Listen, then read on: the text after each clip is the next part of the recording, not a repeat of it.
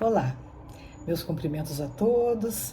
Aqui estou eu nessa manhã de sábado, véspera da Páscoa, para mais um vídeo.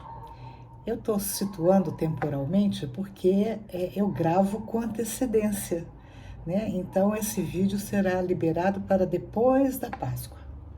Mas eu quero desejar a todos, na manhã de hoje, um dia bem abençoado, bem iluminado, com a presença de Jesus na vida de cada um de nós. Não só na Páscoa, mas em todos os dias das nossas existências. Meu nome é Penha e eu estou dando continuidade ao estudo do livro Jesus e Atualidade. Hoje nós vamos gravar o texto de número 15, que tem como título Jesus e Tormentos.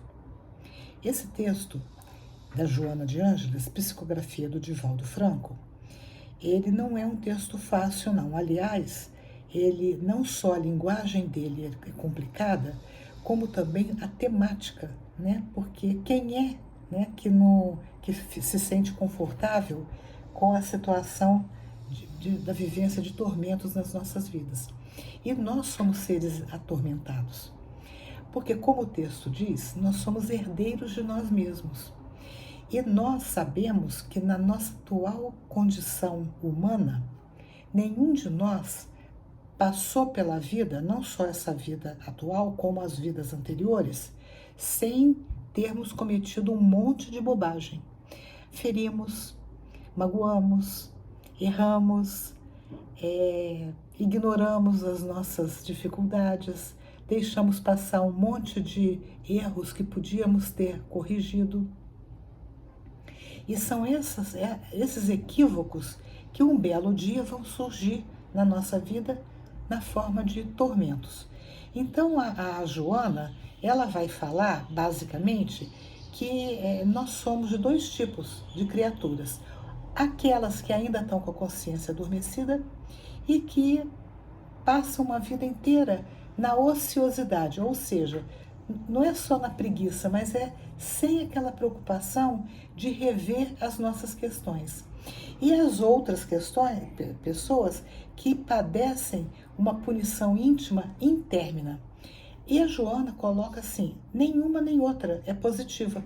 Tanto aquela que ignora as suas questões, como aquela que se autopune permanentemente, são pessoas que não crescem de verdade, né? Porque a autopunição não é positiva. Você rever as suas questões, se arrepender, se propor a se melhorar, isso é bom, isso é positivo.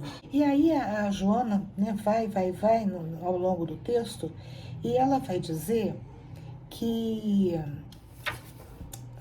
vai lá na frente, ela fala que Jesus é o protótipo da felicidade. Protótipo, quer dizer, o modelo da felicidade que nós podemos almejar. Naturalmente, com muitas restrições, porque até a gente chegar na condição de Jesus, nós temos chão pela frente. E ela diz assim algumas características dele, que ele amava a natureza, que ele amava o ser humano, o trabalho simples. Jesus viveu uma vida muito simples e ali ele encontrava a felicidade. E também ele criava parábolas maravilhosas para ensinar os seus discípulos e os seus seguidores.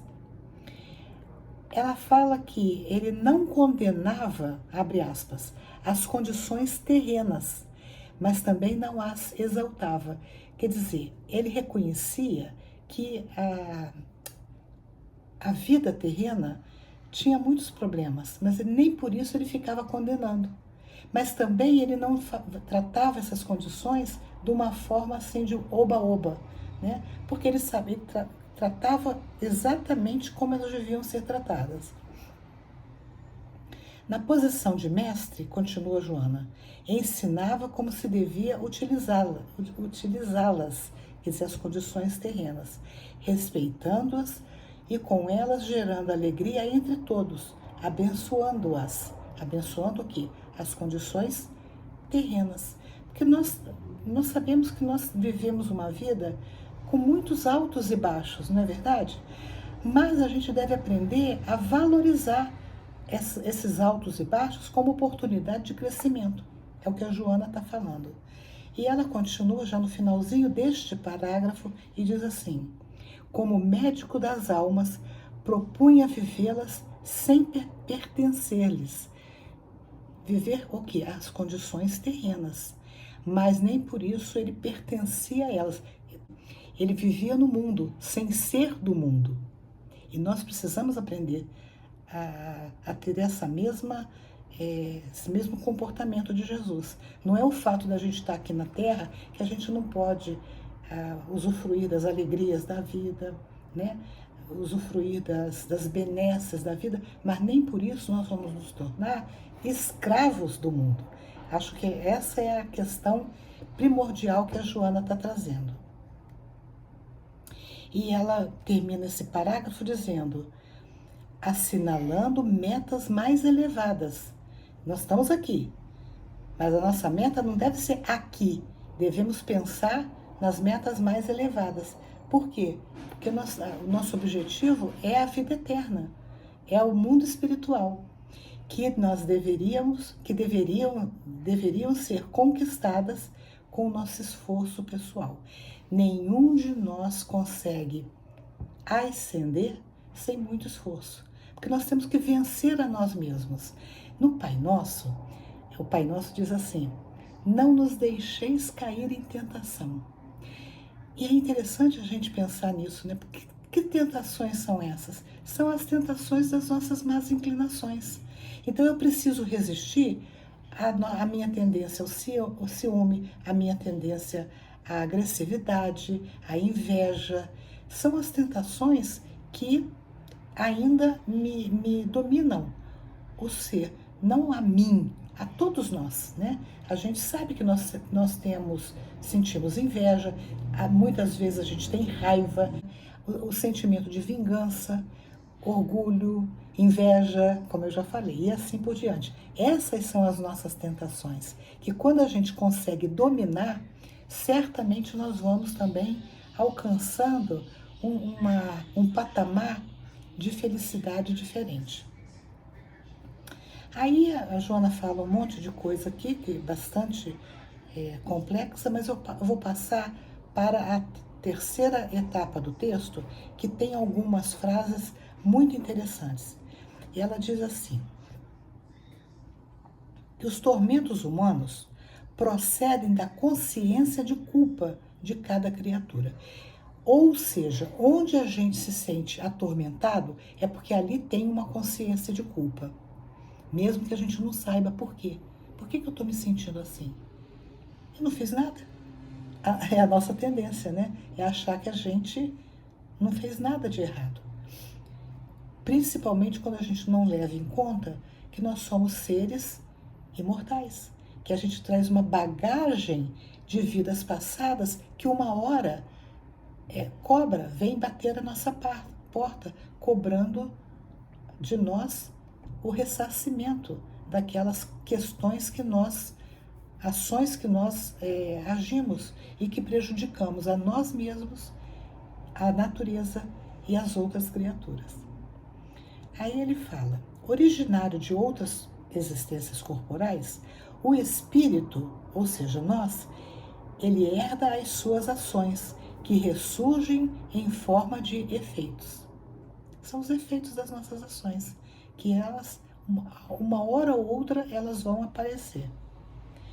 Quando quando as ações foram saudáveis, quer dizer, se as nossas ações foram todas saudáveis, esses efeitos se lhe fazem benfazejos. Então, a gente nada nos cobra a consciência, porque foi tudo certo.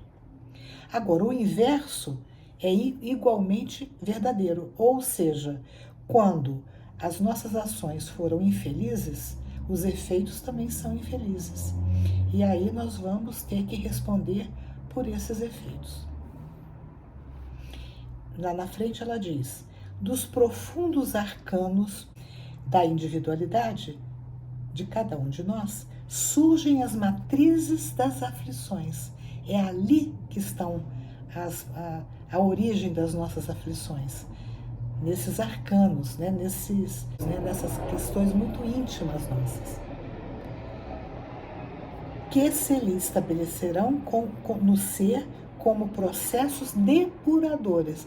Olha só, isso aqui é alentador, porque o nosso sofrimento, ele não vem só para fazer a gente sofrer, ele vem para promover a nossa depuração, a depuração do nosso espírito. Porque cada vez que a gente passa por uma dor, aquilo balança a gente e faz com que a gente venha a repensar as nossas atitudes, pensar em onde eu posso me melhorar. Então, o sofrimento é sempre, sempre, sempre pedagógico. É o que a Joana está nos dizendo. Aí ela continua fechando esse parágrafo dizendo assim: facilitando a instalação das enfermidades, dos tormentos, das insatisfações. Porque olha só, cada vez que a gente erra, e uma hora esse erro bate a nossa porta, também surge com isso as nossas enfermidades, os nossos tormentos, as nossas insatisfações. E ao contrário do que normalmente a gente pensa, é Deus me castigando. Não, são oportunidades que eu estou tendo através das enfermidades, das doenças, das dores, dos tormentos, né? Ou seja, das angústias, para que eu possa parar, pensar e ver aonde que eu posso me melhorar.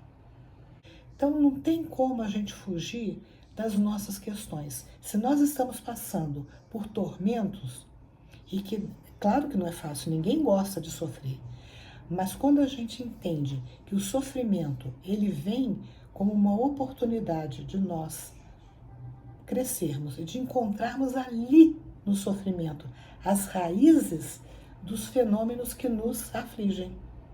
Então, ao invés de eu me revoltar, eu vou pensar, poxa, eu estou tendo a oportunidade de repensar isso aqui.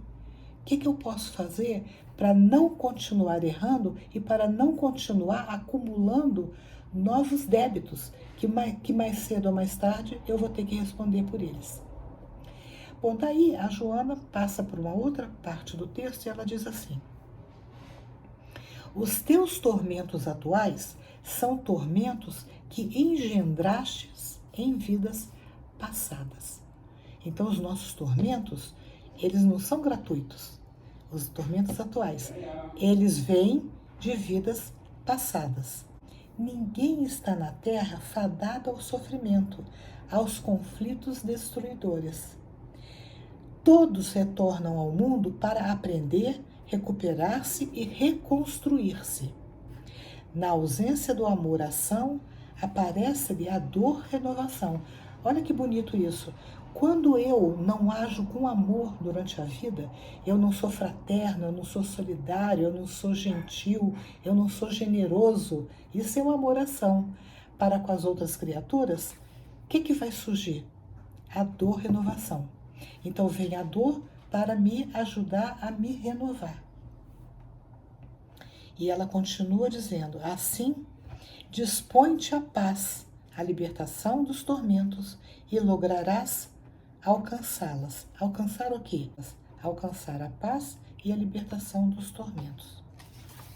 E por fim a Joana vai dizer, o amor que se converte em reparação de erros é a eficiente medicação moral para todos, para todas as chagas do corpo, da mente e da alma. Quer dizer, a resposta está no amor. Mas não é esse amor tolo, né? Esse amor que a gente fala fugaz, esse amor banal, frívolo. Não, é o amor verdadeiro, é o amor incondicional. É aquele amor que Jesus nos ensinou. E que ainda que a gente não consiga praticá-lo, mas que a gente deve aos poucos ir refazendo a nossa vida mental para pensar, poxa, onde que eu estou errando? Como é que eu estou me comportando com relação aos meus irmãos de caminhada? Estou sendo fraterno? Estou sendo rude? Estou sendo uma pessoa difícil, intragável? Aí eu vou percebendo o quê? Está me faltando amor. Está me faltando amor. E ela termina o texto dizendo, ama e tranquiliza-te, deixando os teus tormentos no passado. Isso é um exercício que nós devemos fazer. Onde a gente percebe que está atormentado, vamos nos tranquilizar e vamos deixar isso com todo o esforço, com toda a boa vontade, para o passado, que é de onde eles vêm e é onde eles devem ficar. E ressuscitando-te dos escombros, quer dizer, das feridas, das falências, isso são os escombros, né? Ressurge feliz para a reconstrução sadia da tua vida. Vamos deixar isso para trás, né? Onde a gente perceber que tem erros, que tem coisas que não prestam para nós, que só está fazendo mal para nós, nós devemos aprender a deixar isso para trás e construir, botar no lugar dos escombros coisas positivas. Esse é o texto. E se vocês gostaram, dê um joinha, compartilhem, comentem. E até o próximo vídeo, se Deus quiser, com a bênção de Jesus. Fiquem com Deus e a gente se vê no próximo vídeo. Que assim seja.